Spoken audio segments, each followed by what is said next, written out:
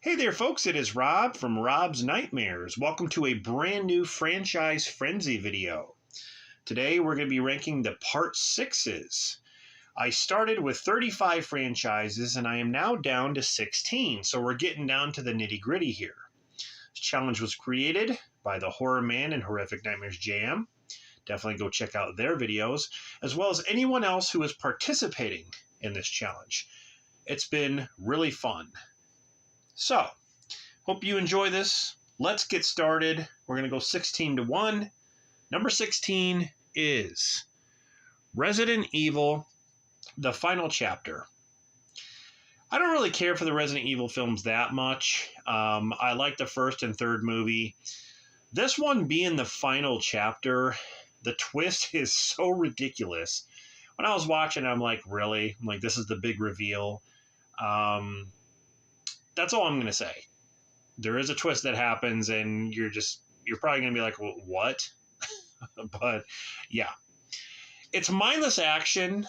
There's really no survival horror to it with these sequels. But yeah, that comes in at number 16. Number 15 is Rec 4 Apocalypse. I think these movies are just okay. I definitely think that Quarantine 2 is my favorite out of all of them.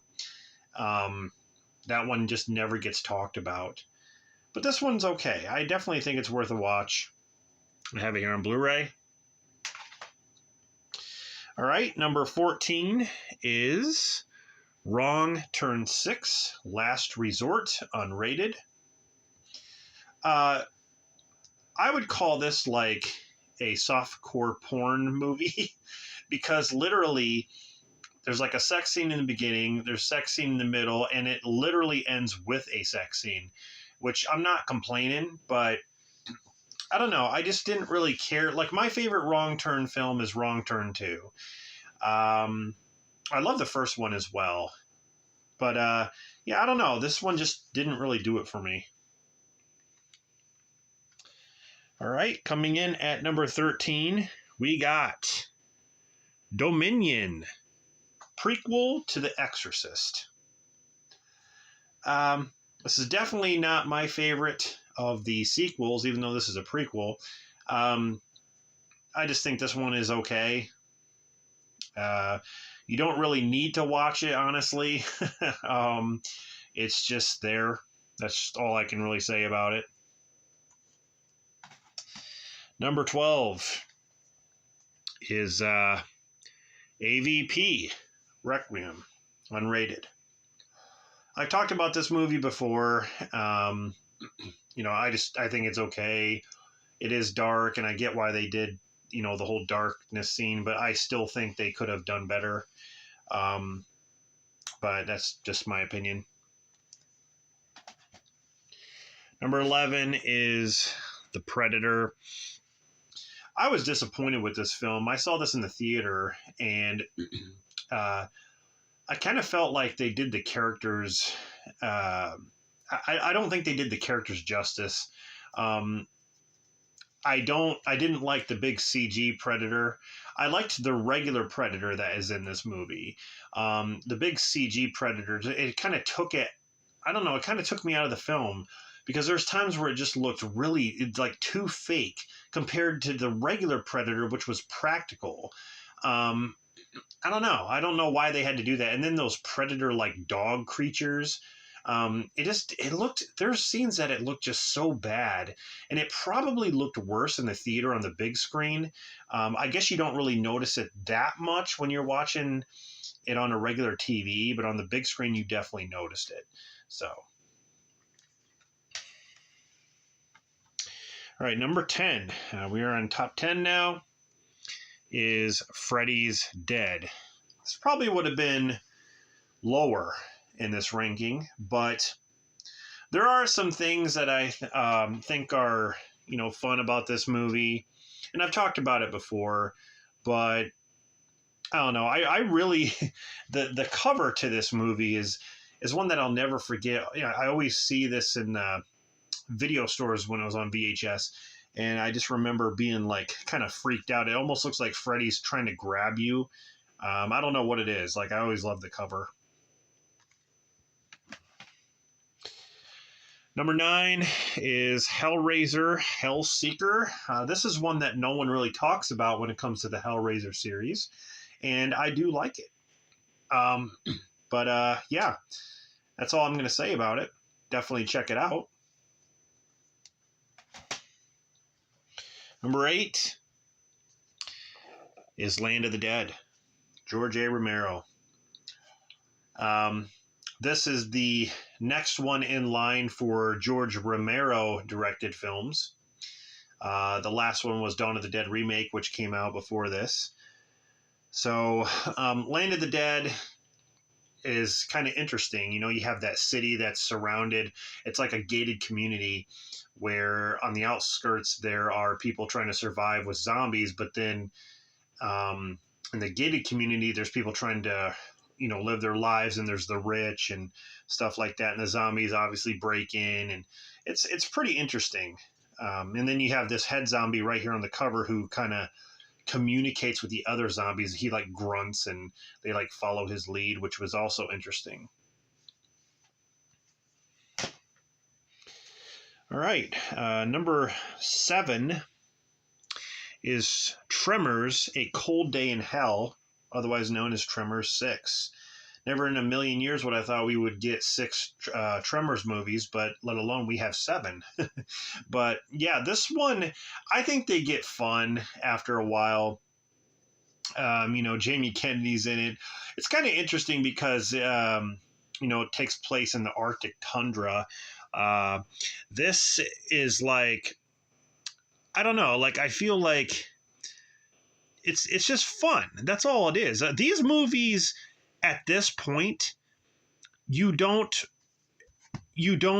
take it seriously. It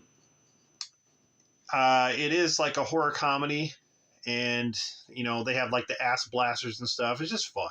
That's all I want to say about these, is that they're just fun. All right, coming in at number 6 is the Texas Chainsaw Massacre: The Beginning. Now, I know a lot of people will probably think that this should be lower on the list, you know, as some of the one of the worst films, but I've always defended this movie. I've always liked it. A lot of people shit on it just because, like, you know, Leatherface looks a little bit different, even though it is a prequel to the remake, so obviously he is going to look different, and the fact that no one survives, so that kind of gives it away. But I don't think it gives anything away at all. It focuses on different characters.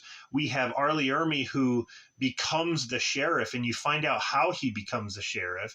You find out how he loses his teeth. You find out how the guy loses his legs. There's a whole bunch of things that happen in this movie that kind of connect to the remake. So I appreciated that. I really like this movie. I don't know. Like I said, people crap on this movie, and I've always defended it. Number 5 is Halloween, The Curse of Michael Myers. There are things that I like about this movie, and there are things that I don't like about this movie, including the producer's cut, same thing.